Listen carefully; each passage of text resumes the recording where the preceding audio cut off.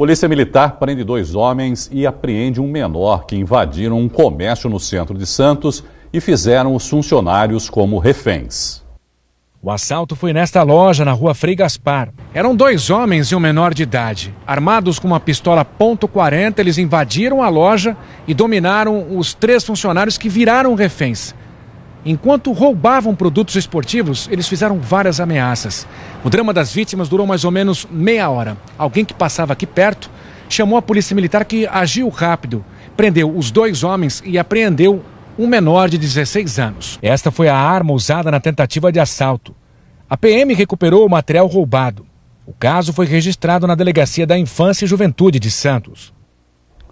Dependentes químicos que faziam tratamento em uma clínica de recuperação em Mongaguá escaparam do local ontem à noite. Os internos esfaquearam um coordenador da unidade. 15 deles conseguiram fugir e apenas 8 foram recapturados até agora, incluindo o rapaz que agrediu o funcionário. O crime foi registrado na Delegacia de Praia Grande, que investiga o caso. Galpão de lixo reciclável vira motivo de preocupação para moradores da Ponta da Praia, em Santos. Muro e portão altos, placa de aluga-se. Quem passa pela entrada não tem ideia. O terreno na Rua Maria Máximo, na Ponta da Praia, tem um galpão fechado. A área descoberta é usada para armazenar materiais recicláveis. Garrafas PET, balde, geladeira, máquina de lavar e recipientes que podem acumular água. Este empresário mora com a família no prédio em frente e está preocupado. Que vire criadora de mosquito, né? Mosquito Aedes aegypti, eu já tive 2 filhos com dengue, então eu sei o problema que é, a gravidade do problema, né? Não só dengue, né? Mas zika, chikungunya, são doenças graves aí. A gente está uma quadra aqui de onde meus filhos ficam brincando, né? A gente tem um condomínio que tem 400 e tantos apartamentos aqui, então está todo mundo vulnerável, né? Marcelo diz que a situação foi denunciada à ouvidoria do município. O órgão garantiu que o local foi vistoriado pela Secretaria do Meio Ambiente no dia 13 de setembro. A gente tem a visão completa do lugar e ele nunca ficou limpo. Desde que abriu, aí, de abril, maio, ele não foi limpo nenhuma vez. Ele só acumula, varia um pouco porque vem um caminhão descarregar todos os dias de manhã, descarrega mais, aí provavelmente eles reciclam alguma coisa dentro do galpão, mas acumula mais, acumula menos, mas esse monte de lixo fica para fora o tempo todo. Em nota, a Prefeitura diz que a Secretaria de Meio Ambiente vai fazer uma nova vistoria no local. A ex-prefeita Márcia Rosa de Cubatão foi condenada por crime contra as finanças públicas. Ela é acusada de autorizar, no último ano de mandato, despesas que não poderiam ser pagas no mesmo exercício financeiro. O crime é passível de prisão de 1 a 4 anos. A defesa da ex-prefeita diz que vai apelar à instância superior. A Universidade de Santa Cecília recebe até amanhã o Reabilitar Itinerante. O objetivo do evento é a troca de informações e experiência de profissionais da área da saúde. O encontro científico acontece pela primeira vez em Santos.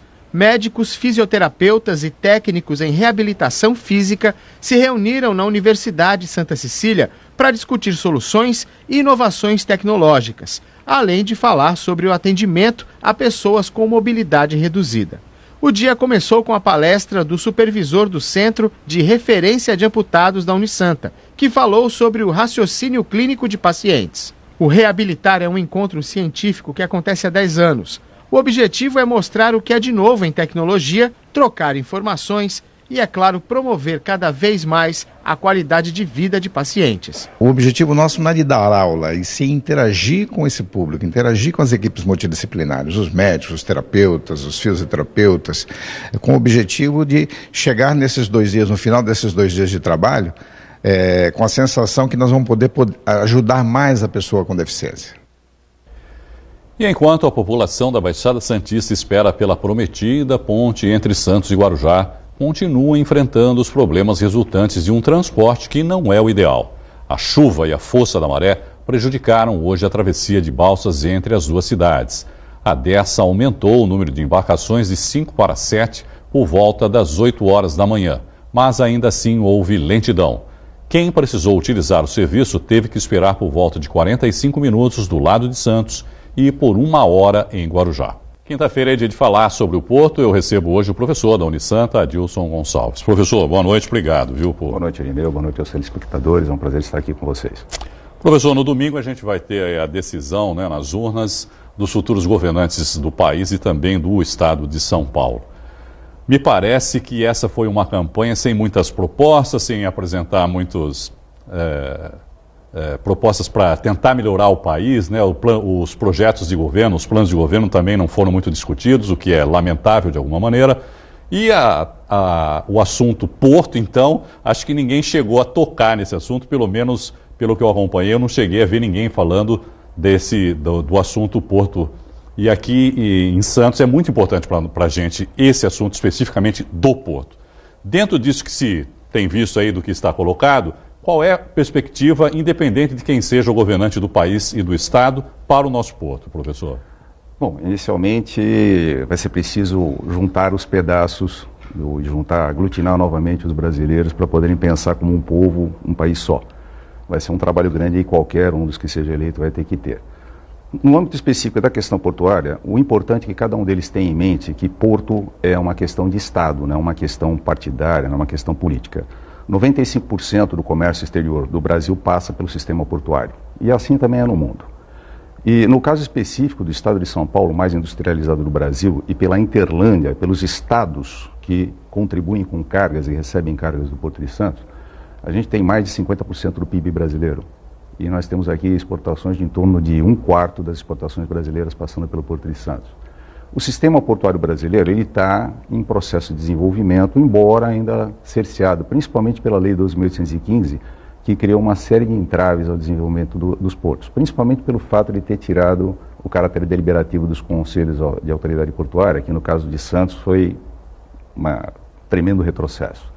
A gente espera que realmente eles tenham uma visão de entender também que o porto é uma parte da cadeia logística e não o principal culpado por tudo que acontece de ruim no sistema de transporte do Brasil. Disso que o senhor colocou, professor, do que está estabelecido hoje no porto, no funcionamento e na maneira como o porto funciona, que tipo de modificação seria interessante ou que tipo de proposta poderia ter sido discutida aproveitando essa campanha, para tentar melhorar as condições do porto?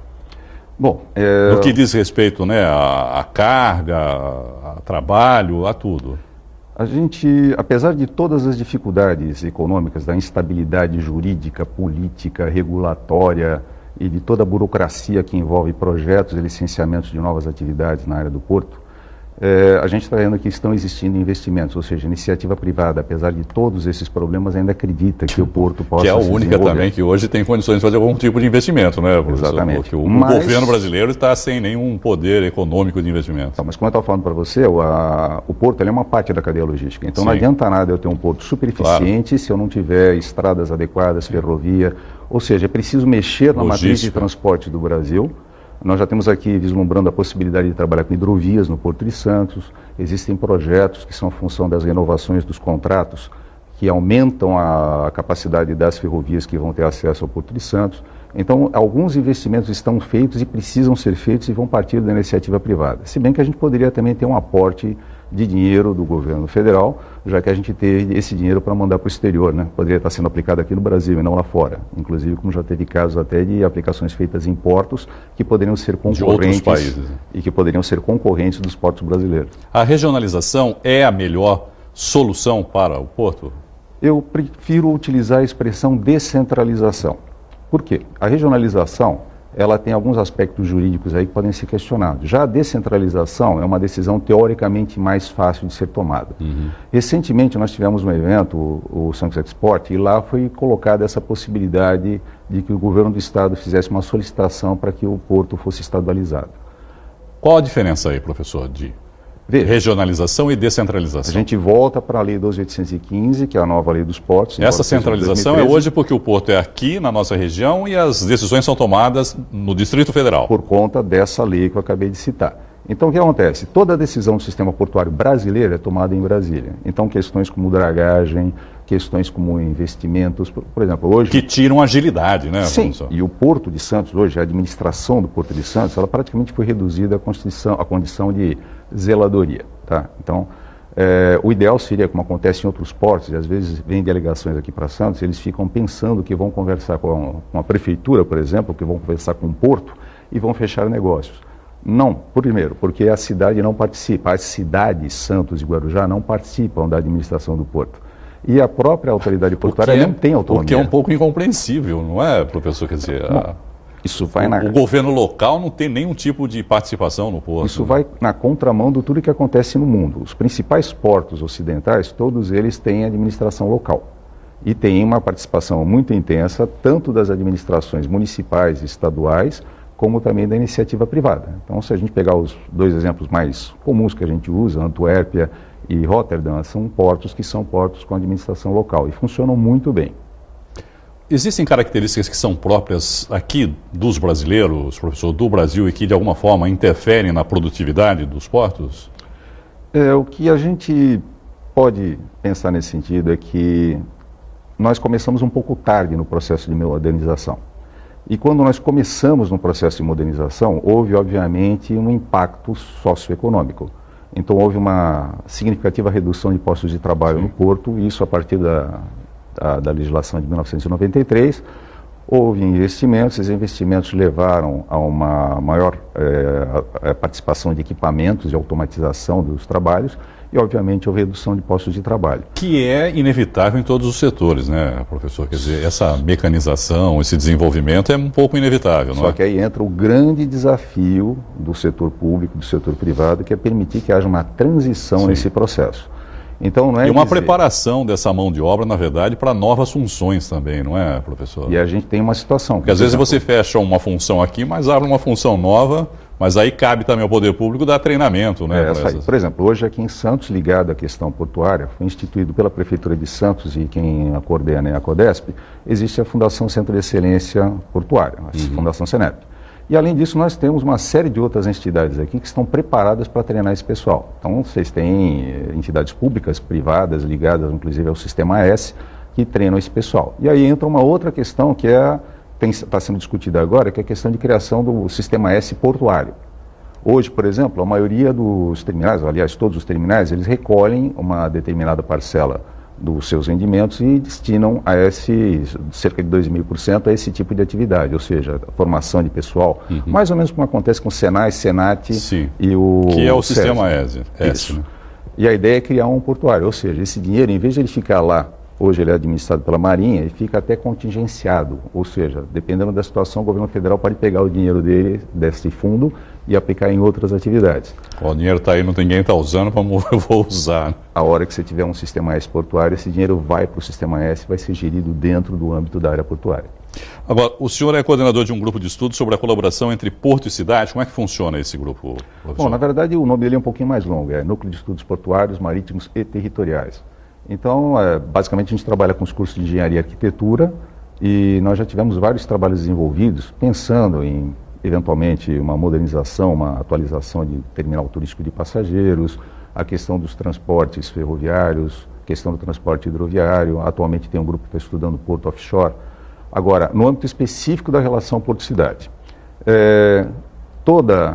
a Santos nasceu praticamente junto com o seu porto. O porto foi instalado, vamos dizer, oficialmente em 1543 e a cidade em 1546.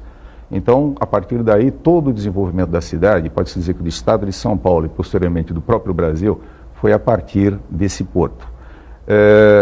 A cidade, logicamente, ela foi se aproximando do porto e o porto foi se modernizando e se ampliando. Tanto é que ele foi se estendendo até a ponta da praia, até a Lemoa, ocupou a margem esquerda, tanto na parte continental de Santos, quanto na parte insular, quanto na parte de Guarujá, né? E lá, então, ele foi se ampliando. Então, essa questão, ela afeta, o porto afeta a cidade e a cidade afeta o porto. E o ideal é que a gente tenha realmente uma convivência, uma coexistência pacífica. Mas eu acho que o fundamental disso tudo, primeiro, é você mostrar para o povo santista e para o povo de Guarujá e para o povo de Cubatão a importância que o porto tem na sua questão econômica. O Porto de Santos, hoje, por exemplo, ele arrecada em torno de 60% do ISS da Prefeitura de Santos. Guarujá não deve ser muito diferente. Então, primeiro, essa conscientização. Segundo, as pessoas têm uma forma de conhecer o porto de uma maneira mais próxima, mais direta. Aí é que entra a história. talvez o principal ícone na relação Porto-Cidade seria a questão da revitalização do Porto Valongo. Que passa pelo projetos como o Porto Valongo, por exemplo. Exatamente, porque a ideia do Porto Valongo, quando ele foi concebido, foi justamente permitir a criação de um waterfront, de um frente marítimo que permitisse que as pessoas, os cidadãos santistas, os turistas, tivessem um contato mais direto com o porto, mas não de uma forma operacional, olhando simplesmente terminais, como a gente vê quem passeia pelas avenidas. Porque o porto, na verdade, é um ponto de passagem, né, sim, professor? Quer dizer, a gente não tem quase a noção do que significa aquilo, né? Porque mais antigamente, depois, antes até das reformas das avenidas, você passava lá pelo porto e pronto, quem ia para o centro da cidade saía lá na João Pessoa, quem voltava saía lá na Ponta da Praia e o porto está ali e a gente não tinha muita noção do que está acontecendo ali. A intenção é um pouco diminuir isso, um contato mais direto também com o porto? Sim, sim, porque inclusive na concepção original do projeto Porto Valongo, que inclusive tem até um convênio que foi firmado entre a CODESP e a Prefeitura com a interveniência da atual Secretaria Nacional de Portos, que na época era a Secretaria Especial de Portos, era justamente permitir que se fosse feito todo um projeto de reurbanização e criasse todo um aparato de atividades que fossem interessantes, não apenas para o turista, mas também para o próprio habitante de Santos e para o próprio pessoal que trabalha na área central. Então esse projeto ele foi concebido de uma maneira bastante cuidadosa, foram feitas inclusive licitações e uma empresa internacional fez todo o estudo de viabilidade técnica e econômica, só que infelizmente ele acabou se inviabilizando por motivos financeiros. Tá? Aí fica complicado, né? Sem dinheiro não vamos chegar a lugar nenhum. Mas tomara que saia do papel, porque é uma iniciativa. O problema é quanto dinheiro, porque na verdade o projeto inicial do Mergulhão, ele tinha essa finalidade. Na verdade, poucas pessoas sabem, mas a concepção original do Mergulhão era para eliminar um conflito entre trânsito de trens e caminhões na região da Cristiano Ottoni. Depois é que houve esse acordo com a Prefeitura, ele foi estendido para permitir que houvesse o acesso entre a cidade sem haver tráfego de caminhões na superfície. Mas aí acabou inviabilizado pelo custo de execução do mergulhão e porque foram encontradas outras soluções. Como é o túnel da Ponta da Praia, né, professor? A gente já viu outros projetos assim que acabam se inviabilizando justamente por motivo financeiro e às vezes existem soluções menos custosas, né, e que têm no final o mesmo resultado. Na verdade a gente tem que ter uma preocupação porque geralmente o barato pode ser caro. Então, quando a gente pensa no porto, não se pode pensar numa solução que inviabilize o porto. Então, jamais, né? Tem que se pensar num projeto com bastante calma. Professor Adilson, muito obrigado, viu, pela sua entrevista e uma boa noite. Pneu, foi um prazer participar. Boa noite a todos. Pinacoteca de Santos inaugura novo projeto de exposição permanente. O público vai poder ver de perto obras de Benedito Calixto em um espaço totalmente remodelado. A figura de Brás Cubas é de 1903. O retrato do padre Bartolomeu de Gusmão também foi pintado em óleo sobre tela, assim como o Porto de Santos e a Vila dos Pescadores de Itanhaém, cidade onde Benedito Calixto nasceu.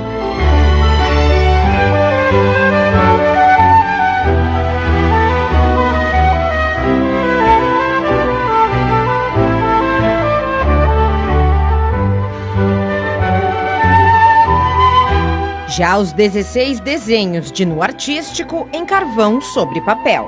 Obras que ganharam um novo espaço, mais arrojado e moderno, no segundo piso da Pinacoteca, dedicado exclusivamente ao artista.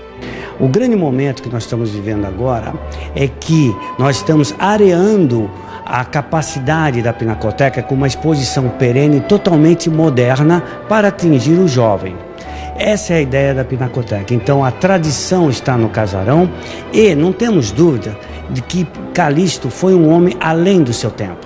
Ele viveu um futuro muitos anos atrás e nós estamos homenageando ele com uma exposição que foge do tradicional e soma o modernismo dentro do coração tradicional desse casarão. Das 67 obras de Benedito Calixto, uma delas é especial. Chamada Coração de Jesus, a obra será revelada daqui a pouco, um momento muito aguardado por todos. Eis o retrato de Cristo.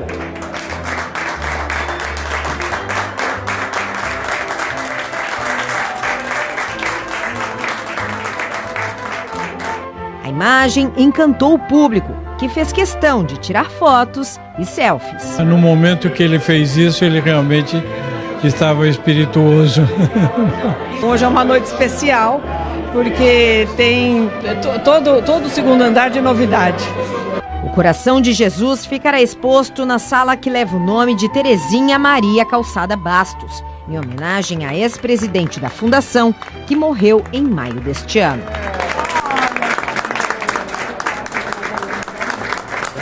Foi um trabalho minucioso, que envolveu vários profissionais. Fui estudando o conceito todo de todas as salas, usando as cores que realmente ele utiliza nos quadros para poder criar uma temática. Idealizei um vídeo também que está ali, que é com a filmagem do drone da Pinacoteca por cima e com a sinopse dos quadros, né? O significado das cores ocre, das cores vermelhas, das cores quentes. Foi tudo feito com muita minúcia, com muito cuidado, e que agora deu um up aqui, né? A gente tem a exposição permanente dos quadros de Benedito Calixto no segundo andar, já com uma feição mais de museu mesmo, né? Muito bem arquitetada para realmente poder mostrar essas obras de acordo para o público santista e do Brasil inteiro. Os quadros estão expostos na Pinacoteca Benedito Calixto, na Avenida Bartolomeu de Gusmão, número 15, em Santos. Estamos muito emocionados de estar nesse ambiente da Pinacoteca, né, em que pulsa a cultura, hoje totalmente remodelado. Venham conhecer a Pinacoteca, é um convite que nós fazemos, visitem, né? Com certeza vocês vão descobrir novos ângulos da cidade que nós tanto amamos.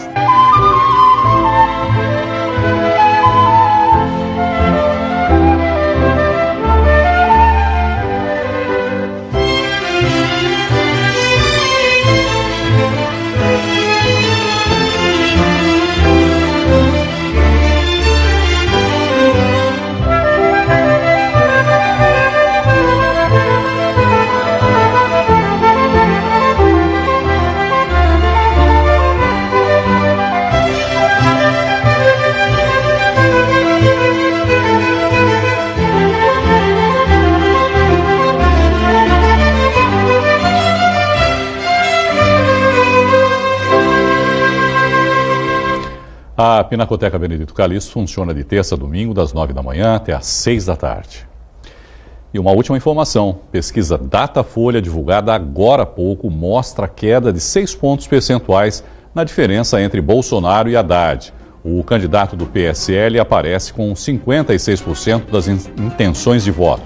O do PT possui 44%. Para o governo do estado, a pesquisa revela empate técnico entre João Dória e Márcio França. O tucano segue na frente, mas agora com 52% das intenções. França tem 48%. A edição de hoje termina aqui. Eu volto amanhã.